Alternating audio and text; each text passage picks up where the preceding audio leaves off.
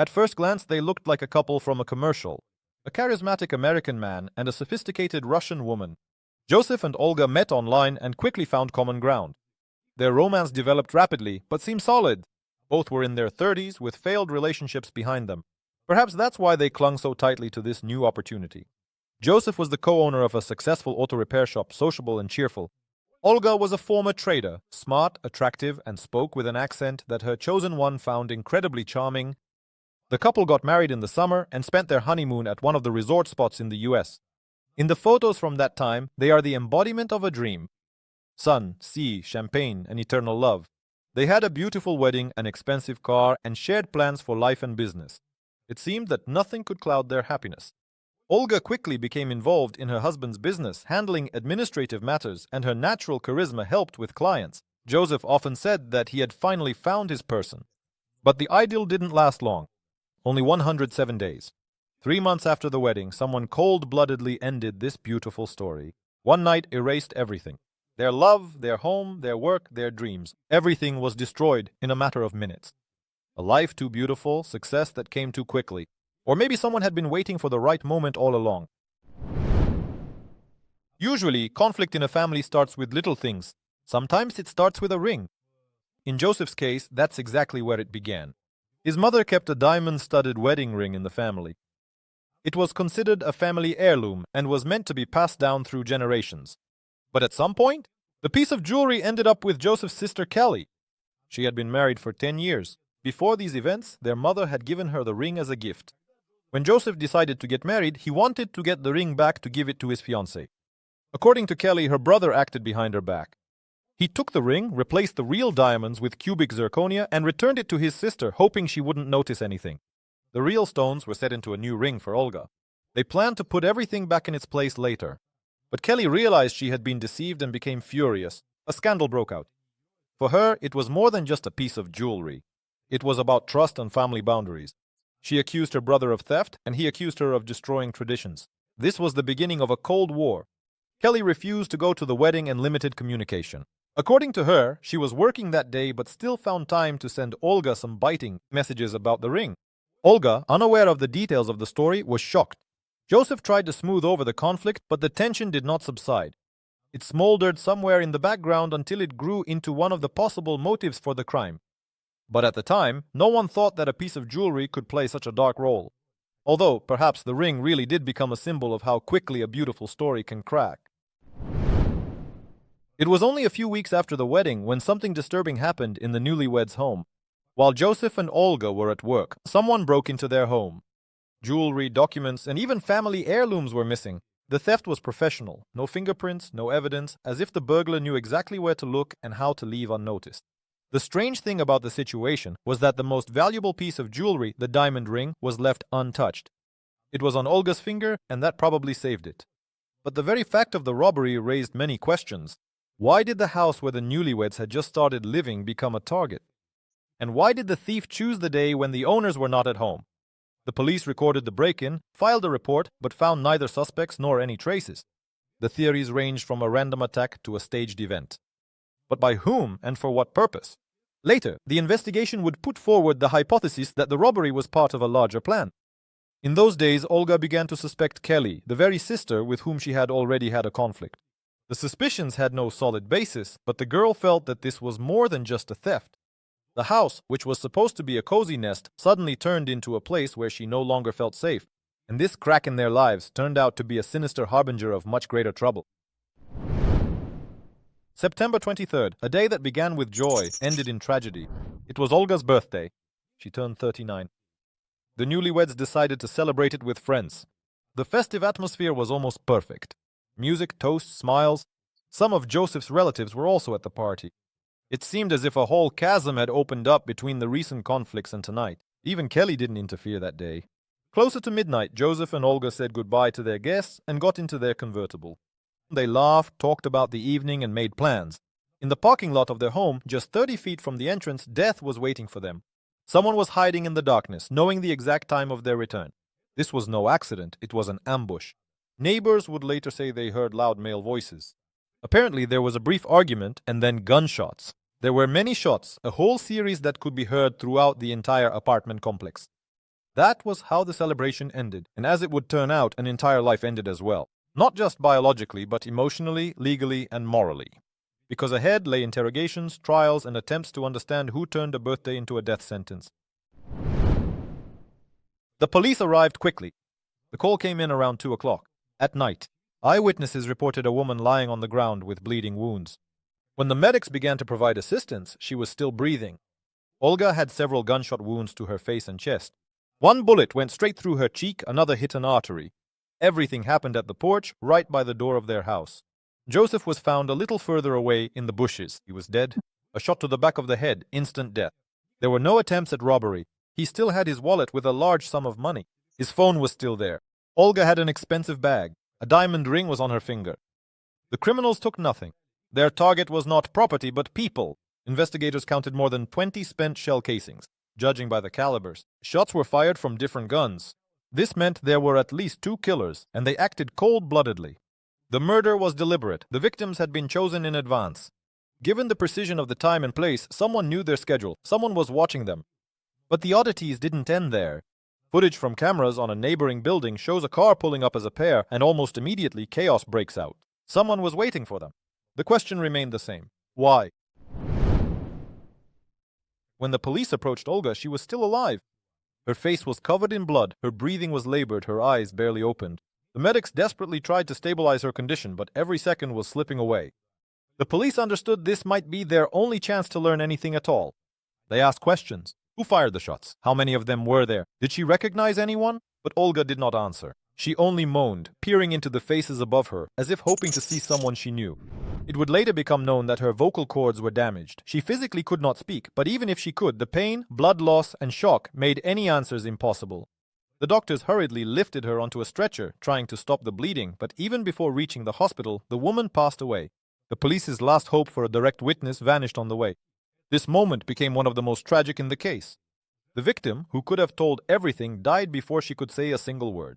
Officers, recalling that night later, admitted as much. They looked at her and felt the truth slipping away. The killers went unpunished, and Olga's silence became the symbol of the entire story, loud but unanswered. But even without words, she left traces that could tell a lot. One of the police's first theories was the assumption that this was not a chance encounter. Someone definitely knew that Joseph and Olga would be home that night at that exact time. Random burglars wouldn't have waited for their victims in the dark, lying in wait near the entrance. Everything pointed to the killers arriving in advance, hiding and waiting for the right moment. Investigators started digging into their schedule. Who knew they would be at the bar? Who knew when they would leave? The answer turned out to be simple. Almost everyone who was at the party. The party was held at a place the couple rarely visited. However, their appearance wasn't the secret. Photos, stories, messages. All of this could have revealed their route. But the key point was how quickly the attack unfolded. The car had just pulled into the parking lot, and immediately, an attack. No words, no threats. Just gunshots. This meant one thing. The attackers knew exactly who they were waiting for. Someone had given them information. Interrogations began. Party guests, neighbors, relatives, everyone was questioned. A theory of surveillance emerged. Perhaps someone had been watching the couple in advance. Maybe someone was eavesdropping. But all these maybes didn't provide any direct answers.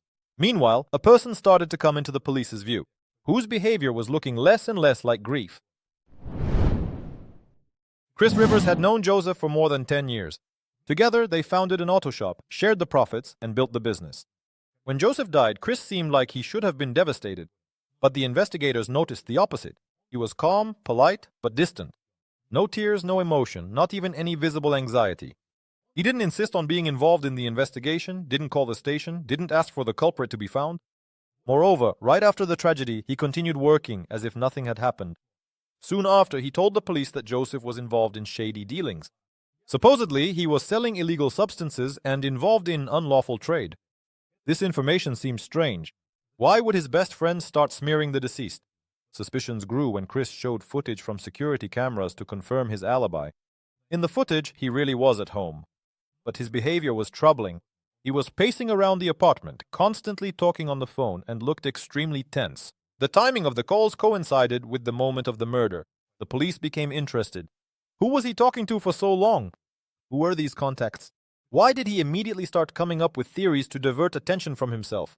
And most importantly, why did he so confidently claim that the murder was connected to the mafia? It became necessary to check just how clean Chris really was in the eyes of the law. Chris's phone became the golden key in this investigation. Detectives recovered deleted calls and messages. On the night of the murder, Rivers contacted several people, one of whom was Joshua Bay. This name would come up more than once. It was discovered that at the time of the murder, Bay was near the crime scene. His movements were confirmed by cell tower data. Within the hour before the shots, he exchanged dozens of messages with Chris. The topics: money, urgent business, a meeting. Everything looked suspicious. And there was more to come. Bay had a criminal record related to dealing illegal substances. Most importantly, he knew two other men who would later be identified as the perpetrators. One of them, Dominic, worked as a security guard. The other, Aaron, had previous run-ins with the law. When investigators started to unravel the chain, everything fit together like a puzzle.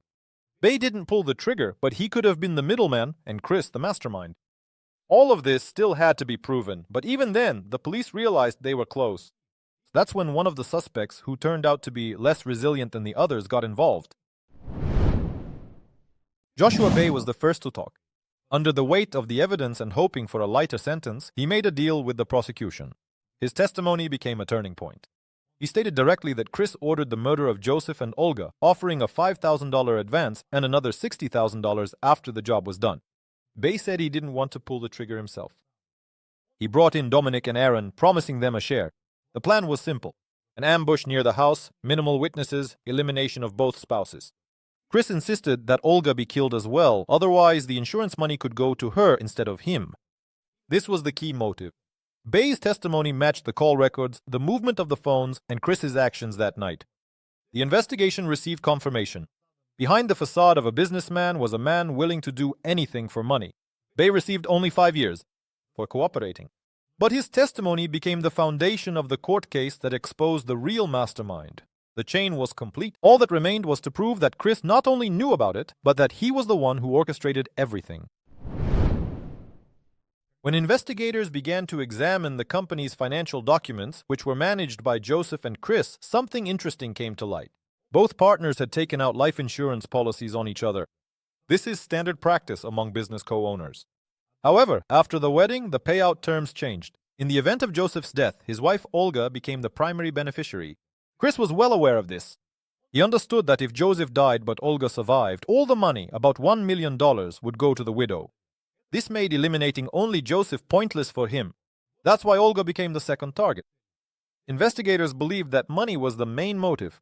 Chris had debts, he abused drugs, and he stole from the communal fund. His desperate financial situation pushed him to extreme measures. The policy could have been his ticket to a new life, but Joseph's marriage ruined all his plans. And then, according to the prosecution, Rivers decided to act. When the prosecutors presented the scheme in court, the contract, the middleman, the perpetrators, the promised sums, and the insurance, the jury listened in complete silence. Everything fit into a clear, logical chain. Motive, means, opportunity, all pointed to Chris. He knew when, where, and how. All that was left was to choose the day. And he chose that day precisely. On the night when Olga was celebrating her 39th birthday, he pulled the invisible trigger. The trial lasted almost 2 years. Hearings, cross-examinations, testimonies, witnesses, the prosecutors built the case like clockwork. The key evidence was not only Joshua Bay's words, but also the technical evidence, the locations of the phones, matching calls, video recordings, and Rivers' own behavior on the night of the murder. The trial also revealed other dark sides of Chris. He stole money from the business, kept illegal substances in the workshop, and used fake alibis. All of this painted a portrait not just of a criminal, but of a person who step by step moved toward betrayal. His defense tried to shift the blame onto others. Supposedly, Olga had connections to the mafia, and Joseph was involved in the black market. But none of these claims were supported by evidence. In the end, the court sentenced Chris Rivers to 2 life sentences, plus an additional 50 years. Aaron Thompson, the direct perpetrator, received the same punishment. Dominic Benson, although he didn't fire a shot, was sentenced for being an accomplice. Joshua Bay, who made a deal, got off with 5 years in prison. The trial became a high-profile case. The guilty were punished, but questions remained. Could all of this have been avoided if someone had noticed the warning signs earlier? Why did no one pay attention to Chris's behavior, his debts, his paranoia? Sadly, the answers won't change anything now. After the trial, the lives of everyone close to Joseph and Olga were changed forever. Their families took a long time to recover from the shock. It was especially hard for some. Kelly, Joseph's sister, suffered the most. People looked at her with suspicion for a long time. Investigators seriously considered her as a possible accomplice, building theories about revenge over the ring. Her calls to the crime scene, lack of an alibi, and the story with the rings, all of this put her in a dangerous position. But the facts did not hold up. Kelly had nothing to do with the murder. Moreover, she actively cooperated with the investigation. She admitted to having a conflict with her brother, showed their correspondence, and explained why she had been hostile. But that was not enough for any charges to be brought against her. Later, she said that she truly loved her brother and regretted that their last meeting had been marred by a quarrel. The Connell family story became a symbol of how human greed can destroy even the brightest things. A beautiful union, a successful business, a cozy home. Everything became a target. The motive turned out to be simple: money. And the path was utterly cynical, through betrayal, a contract, and death. For a long time, the city remembered that September night. A plaque was placed at the crime scene in memory of Joseph and Olga. Now, their photos can be found not only in family albums, but also in court records, police reports, and crime chronicles. Because their story is not just a tragedy or a story of love. It's a reminder. Sometimes the enemy isn't lurking around the corner. He's sitting right next to you at the table and smiling.